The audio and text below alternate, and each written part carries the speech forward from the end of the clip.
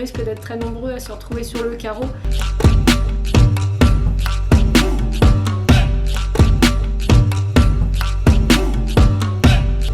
Bonjour à tous, donc moi c'est Alexandra Keriger et je suis freelance depuis 2 ans et demi maintenant à Lyon. Mon métier c'est d'accompagner les entreprises sur leur communication web. Dès le lancement de mon activité ça avait plutôt bien fonctionné. La première année j'avais réussi à dégager un chiffre d'affaires mensuel moyen de à peu près 1500 €. En 2019 j'avais réussi à monter à 2700 €, donc j'avais quasiment doublé. Et là en fait cette année c'est vraiment panique à bord comme pour beaucoup d'autres indépendants. Pour tout vous dire, depuis le mois d'avril jusqu'à aujourd'hui, donc on est le 19 août, j'ai réussi à amasser en tout seulement 1600 €. Donc 1600 € pour moi, c'est même pas l'équivalent d'un mois de salaire dont j'ai besoin pour payer le loyer, l'électricité, la nourriture, les factures, etc. C'est assez sport. Et tout ça, ça s'explique parce qu'en fait, mes principaux clients, ils sont dans les secteurs d'activité du tourisme et de l'événementiel. Donc en fait, 2 secteurs qui sont extrêmement touchés.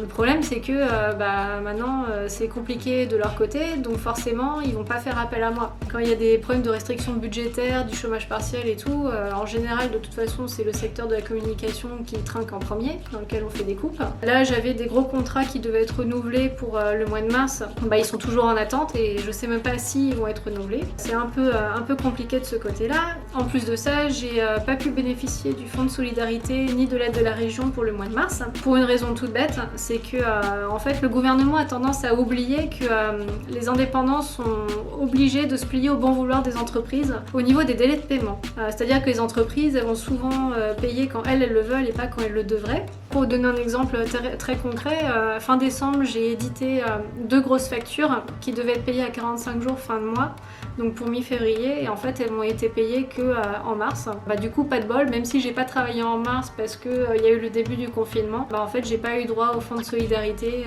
juste à cause de ça, alors que normalement j'aurais dû y avoir droit. Donc j'ai 2500 € en tout cumulé avec l'aide de la région qui me sont passés sous le nez, et j'avoue que là ouais, j'en aurais bien eu besoin. Et il y a beaucoup d'indépendants qui se sont trouvés aussi dans cette situation, qui n'ont pas pu toucher pour le mois de mars ou même pour le mois d'avril.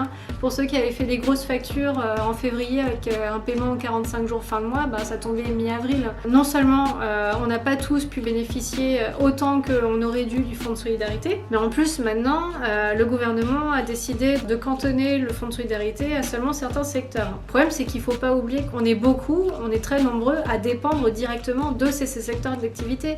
Si eux ils n'ont pas de travail, forcément ils vont pas nous en donner, c'est logique.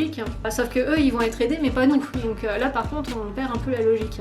Nous on n'a pas de chômage à côté pour avoir un parachute. La situation ça fait depuis plusieurs mois qu'elle dure et on est tous, je pense, en train de creuser largement dans la trésorerie qu'on avait réussi à mettre de côté. Et puis pour moi le principe d'emprunter de l'argent, non, c'est pas une solution sur le long terme parce que on sait pas du tout combien de temps cette situation elle va durer. Ça se trouve on en a encore que pour quelques semaines j'espère, mais probablement pour quelques mois, voire même pour quelques années. On n'en sait rien et cet argent, il faudra bien qu'on le rembourse à un moment. Je pense que c'est pas le moment de nous diviser, mais au contraire de tous nous loger à la même enseigne, de nous serrer les coudes.